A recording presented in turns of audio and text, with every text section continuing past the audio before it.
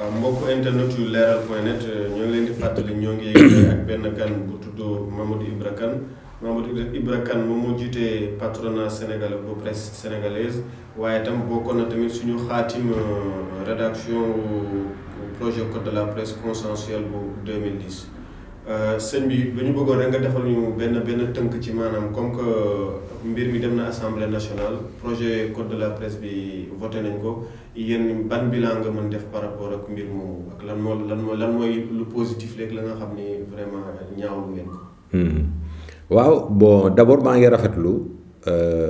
code de la presse bi bu nga xam ne buñ ko dalee wax yàgg na trop. Dernier processus bi moo commencé en septembre 2009 ñoo organisé président Abdoulaye Wade organisé lu ñu woowee concertation nationale c'est-à-dire képp ku dëkk Sénégal ñu woo la pour nga waxtaan ci code de la presse parce que code de la presse ay journalistes la concerné mais aussi le citoyen sénégalais lu ñu woowee liberté de la presse ak liberté d'expression foofu lañ koy tënkee donc jamono boobu ñu woo bépp confrérie bu nekk fii Sénégal woo le clergé woo société civile bi woo acteurs des médias yi te ministères yi aussi ñoom ñëpp dañu représenté woon ak présidence de la République ak la primature et cetera donc ñu waxtaanoon ñu daje ñu daal di tënk benn document bu ñuy tuddee projet code consensuel mooy ñëpp dañu toog d'accord ñiy def ay concessions dégg nga ñu ne lii daal moo baax pour Sénégal donc ñëpp ba rafetlu woon loolu te président de la République donc Abdoulaye Wade ne woon moom du si changer virgule noonu lay fexe assemblée nationale daal di koy voté assemblée nationale jamono président Abdoulaye Wade lank dégg nga ne du voté code boobu parce que code bi nga xam ne code de la presse bi nga xam ne dañ si teggi lépp luy tëjum kaso dégg nga moom du ko voté journalistes yi dañu war a dem si kaso du ñu ay super citoyen ñu yaakaar ne président Macky Sall bi nga xam ne moom tamit mu ne moom ànd na si projet de code consensuel bi moom tamit sa majorité daal di bañ lank ne du ñu voté code bi donc léegi ñu toog ba daaw septembre 2016 léegi gouvernement bi indiwaat beneen projet de code léegi mu soumettre ko acteurs yi ne ñun de ñu ngi rafetlu bu fekkee ne dina am ay coppite dégg nga mais am nañu ay tiitange ci li jëm ci liberté de la presse ak liberté d'expression donc ñun def nañu ay amendement pour wàllu liberté de la presse ak liberté d'expression gouvernement bi intégré amendement yooyu malheureusement gouvernement bi n'a pas respecté sa parole dégg nga donc mu adopté ko en conseil des ministres daal di koy jëbbal donc je vais assemblée nationale donc le 20 juin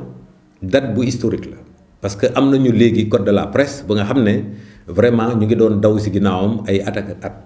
mais dañu war a leeral ñaari mbir code bi ñaari fànn la benn bi bu nga xam ne mooy statut journaliste bi mooy organisation secteur des médias au Sénégal mooy que financement des médias au Sénégal kooku mooy fànn bu njëkk bi fànn bi nga xam ne nag moo am solo dégg nga foofu la ñuy xam Sénégal ndegam démocratie la wala déet dégg nga fànn boobu mooy sanction pénale yi te sanction pénale yooyu nag dégg nga mu ngi mel ni gouvernement bi loxoom daf si diis lool waaw peine d'emprisonnement yi dégg nga daf ko yokk ak doole dégg nga te bu njëkk ba bu fekkoon ne yenn xaw ma délits rek la woon mais dafa inventé sax ay délits yu bees te ba pare délits yooyu dégg nga dafay am tëj kaso dégg nga daan yi daal di diis torop ñaareel bi mu am ay tamit ay daan yi nga xam ne daanu xaalis la dégg nga boo defee jéeya dégg nga dañ lay daan ay daan li nga xam ne day jógee ba 5 millions dégg nga bu fekkee ne jamono bu njëkk ba la ba léegi code bu bees bi dinañ la mën a daan 30 millions dégg nga te ba pare ñu jox sañ-sañ dégg nga lu ñuy wooyee autorité administrative mu mun a tëj kër taskatu xibaar dégg nga loolu yëpp nag muy indi ay tiitaange yu metti si ñun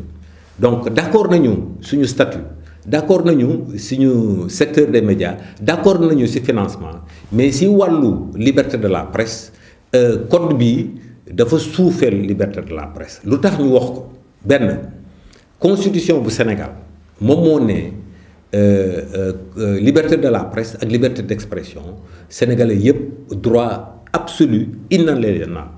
waaw loolu moom vraiment constitution Sénégal si wàll boobu dafa révolutionnaire ñaareel bi constitution du Sénégal ne Sénégal lépp lu fi war a dox dans la transparence la fi war a dox dans la bonne gouvernance la fi war a dox xam nga loolu mooy médias yi ñoom ñooy def liggéey boobu dégg nga donc malheureusement code bi nga xam ne moom la ñu adopté dafa mel ni daal député yi homme politique sénégalais yi dañu mere woon ñi nga xam ne ñoom ñoo leen di yor si réseaux sociaux yi Facebook dégg nga WhatsApp dégg nga si yenn sites yi internet ak yooyu dégg nga donc ñu ne ñooñu daal il faut que ñu toroxal leen parce que ñu ngi tas suñuy kër dégg nga ñu ngi wax si ñun lu bon ak yooyu et cetera effectivement am na lu si bare li ñuy ñàññ contre la presse en ligne effectivement dëgg la dégg nga mais teewul boo xoolee rajo yi boo xoolee télé yi boo xoolee les quotidiens dégg nga si presse écrite Sénégal amuñu problème boobu dégg nga wala si lu néew lay nekk mais ñoom cauchemaru presse en ligne bi ak réseaux sociaux yi moom moo tax ñu ne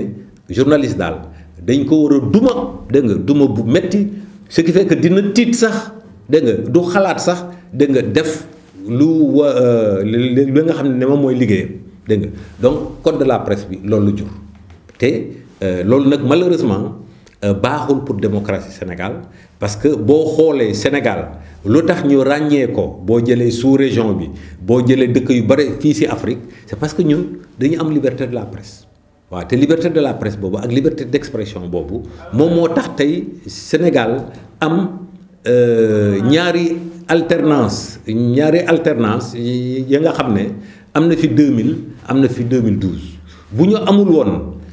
jamono boobu nga xam ne les stations FM ñu ngi commencé door jamono boobu les téléphones portables di door ñuy joxe ay résultats dégg nga ay bureau de vote par téléphone en direct dégg nga loolu moo créé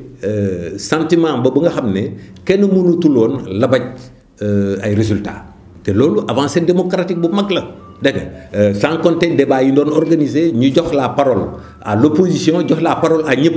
donc loolu la ñu bëgg mu wéy Sénégal dégg nga maintenant képp ku nga xam ne da nga jalgati yoon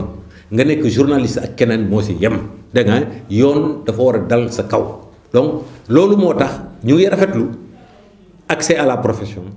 ñu ngi rafetlu organisation ban condition ngay am rajo wala télé et cetera ñu ngi rafetlu le financement dégg nga mais ñu ngi ñaawlu ba fu mu mën a yem dégg nga limites yi nga xam ne nguuru Macky Sall daf ko def sur la liberté de la presse te loolu ñuy waxuñu ko contre le président Macky Sall dañu bëgg a xamal président Macky Sall ak suñu classe politique yépp